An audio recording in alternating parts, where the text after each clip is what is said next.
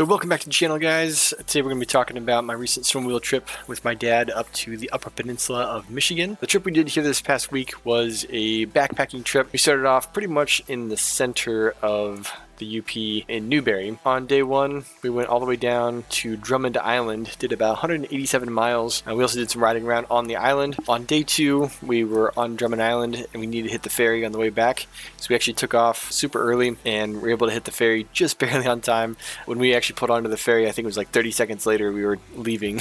From there, all the way up Grand Marais. This was from Newberry down there was about 187 miles. We're thinking this was probably about 220 miles to get to Grand Marais. Really solid day. Didn't take us very long. One of the issues with day two, though, is we were planning on getting breakfast off of the ferry, and turns out that restaurant is closed.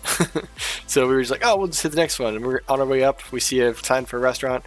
That one was closed. And so we're like, well, shoot, got to go to the next one. And we ended up eating up in Paradise at like noon for breakfast. Stayed the night there. Next day, went from Grand Marais over to Marquette. Stayed the night in Marquette. Next day, we went up to Big Bay, which is a nice windy, curvy trail all the way up into here. Then all the way back down to Marquette. Not a really long ride for this one, but it was really windy, curvy. The next day, we were planning on going from Marquette all the way back over to Newberry. The issue with that is that we had just had 2 50-degree days of snowmobiling. Now the trails were really starting to get beat up on 8 going across through here on 2 days before we were planning on leaving this day. And so we decided to rent a pickup truck from Menards, drive that pickup truck over to Newberry. I was going to drive the pickup truck back over to Marquette. We'd pick up the snowmobiles, pick up my dad, and then drive all the way back over to Newberry because there was just no more trails left over. So kind of cut it short on the trip there. Did about 660 miles on this trip. Really having a great time. I've been snowmobiling ever since I was about 6 years old with my dad, just riding different trails in New York and Michigan State. Most of my memories snowmobiling are fantastic. Riding from the cabin to a restaurant or bar, getting hot chocolate, zooming down the trails and roads at triple digits at times.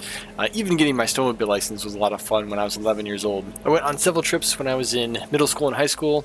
My last one was in 2011 when I was 19. And I just started up again snowmobiling in 2024 and then this past year here in 2025. So the big question is it still worth it to ride snowmobiles 14 years later? The answer is I wish it was. And I do mean that in the best way possible.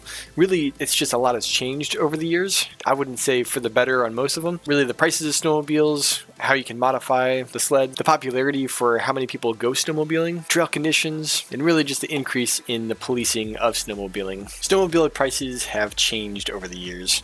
I remember back when we were snowmobiling in 2010, that if you wanted to buy a brand new snowmobile, you'd be spending about $10,000, maybe $11,000 for a top of the line, best of the best, high horsepower, all the heating options you could possibly want on the snowmobile, even having reverse, which was like super new for like the early 2000s, all for like $10,000, $11,000. Nowadays, if you want to buy a new snowmobile, it's $25,000 for the best of the best, top of the line one.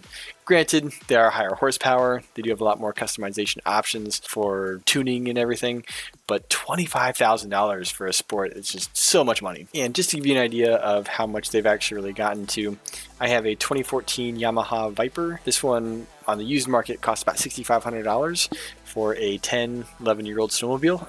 So for that price range of $6,500, are you really getting a snowmobile that's 5 times better for the $25,000 mark? I don't really think so. I mean, they all have the same kind of features. Stopped at an Arctic Cat dealership yesterday just to see what the prices were for new snowmobiles, see what the new gear would cost and everything. My dad really wanted a new pair of snow pants, and so we were looking around at everything. I am blown away by how much it costs to just get started with the gear that you need. If you want a new pair of snow pants, it's anywhere from $300 to $500. If you want a new helmet, $300 to $500 for a nice name brand. Same thing with gloves, boots, you name it. It's like $300 to $500 each for all those things, and you can spend upwards of $2,000 to $3,000. One of the biggest things that's changed over the years is how many people snowmobile. I remember when we first started snowmobiling about 25 years ago, it just was not very well known of people to be snowmobiling. And people were blown away that, oh my gosh, you guys go snowmobiling, that's super cool.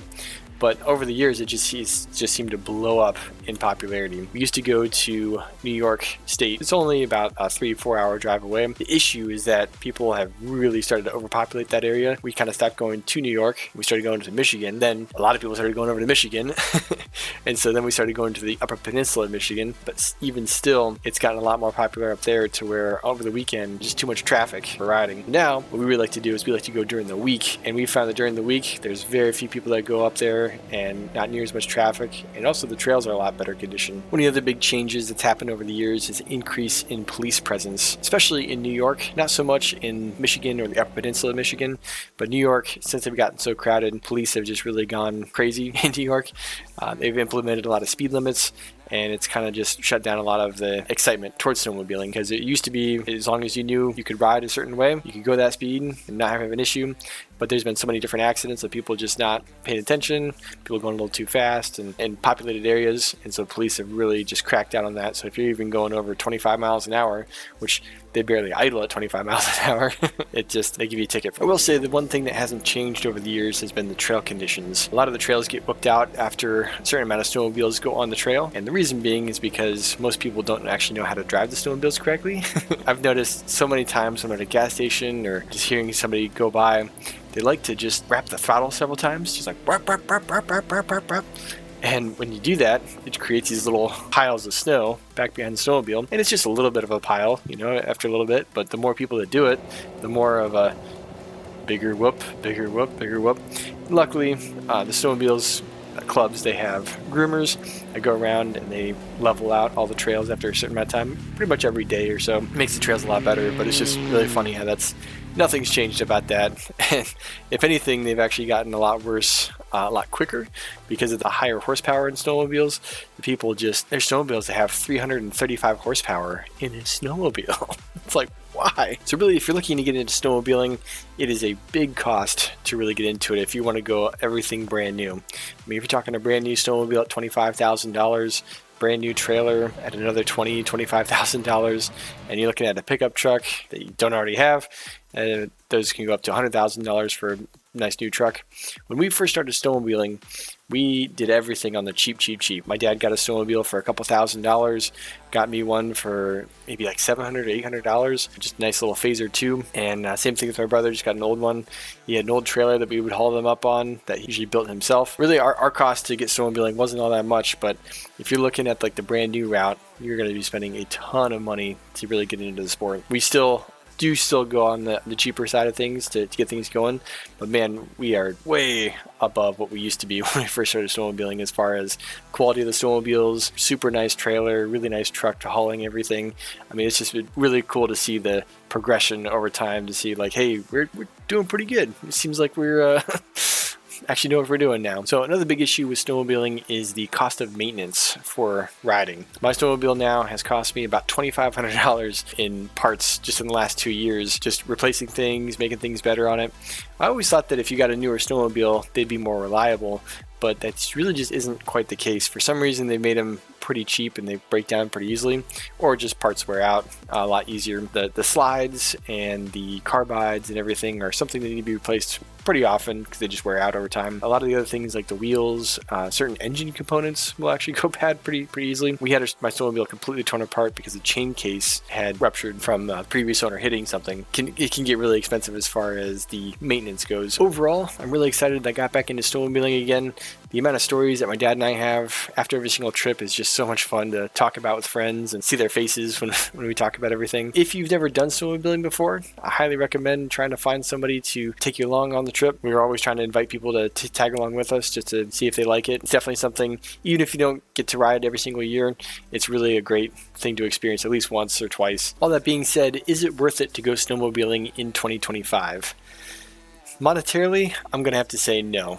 It costs way too much money for the possibility of fun that you're going to have with riding in the sport. However, if you like the rush, the challenge, and the potential for fun stories to tell your friends, it is definitely worth it, and I highly recommend it. All that being said, I'll be riding again in 2026, and I hope to see you there. You give me body magic, year after year, only gets better, I'm weak in the knees. Done feeling the heat, that's all I need.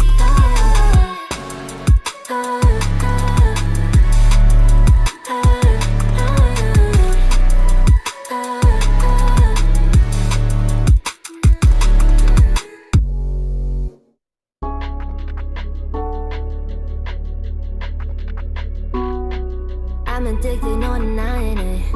Cause you don't cross my mind, you live in it.